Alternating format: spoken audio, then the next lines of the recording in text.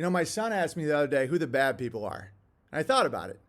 I was thinking about who the bad people are. Like, what is the pattern that creates the most amount of wicked people? And I think it's urban living. It's living in unnatural honeycombs where you start seeing human beings as a pest and not a blessing. I think that's, and some tribes since Babylon have existed primarily in urban environments. And so they develop a culture and a way of life revolving around selling sin. The easiest way to beat it is don't buy it. Because guys, they're fucked. You know, don't take on their debt with rage.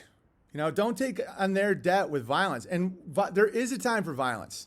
And be decisive, be calm, be lethal. And there's a time when if someone's coming to hurt you, your family, on your property, blah, blah, you can't get emotionally mad at giant economic and cultural trends and go take it out on a specific demographic of a people so you feel better about yourself, not knowing what they did. You know, sometimes I ask these people, I'm like, okay, tough guy, so what gets the death sentence? Being a stockbroker? Being working in media? Who gets the bullet and why? And tell me why you get to do that. It's one thing if somebody is trying to hurt your family, somebody directly, and don't get me wrong, that character, Spacey's character, should die there. But not the way they did it demeaned the Brad Pitt character. He couldn't control himself. It's Job, dude. It's evil good battling over the soul of the man. I'm not saying he didn't deserve to die.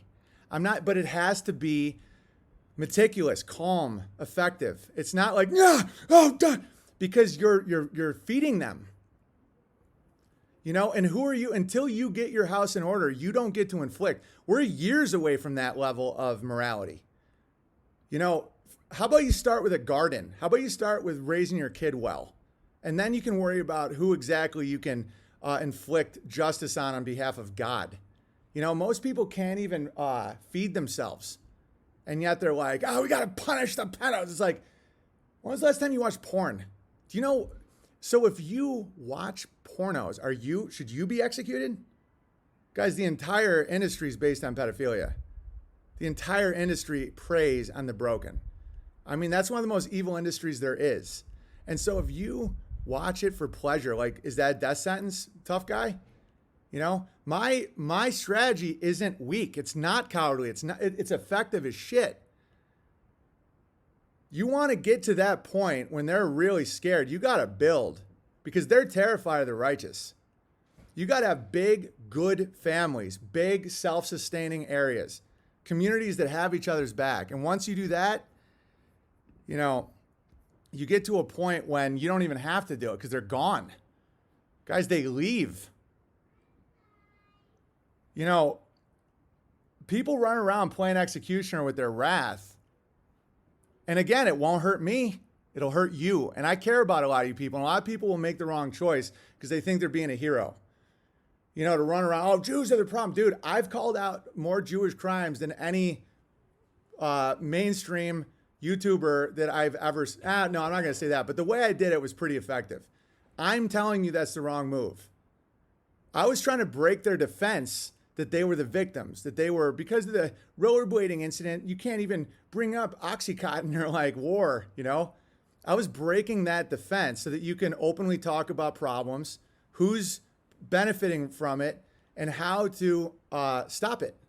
You don't stop it by killing like random meat puppets.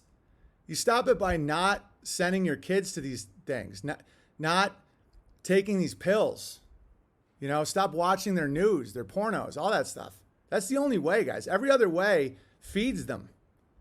And the more you do that, the more you realize you won't even have to kill anybody. They leave. You know?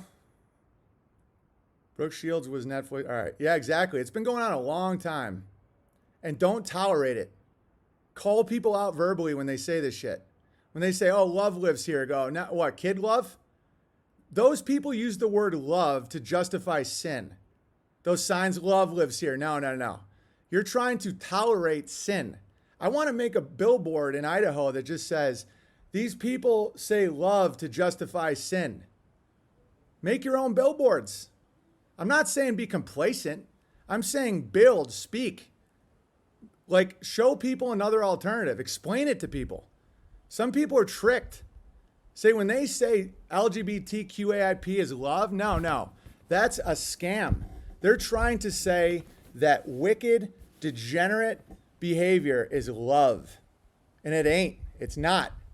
Want to know what's more effective than hurting these people physically? Just say that. Met an old friend last night who was a bear. Haven't seen him in 10 years. Dude, it's crushing. Despair doesn't motivate people. Despair doesn't work.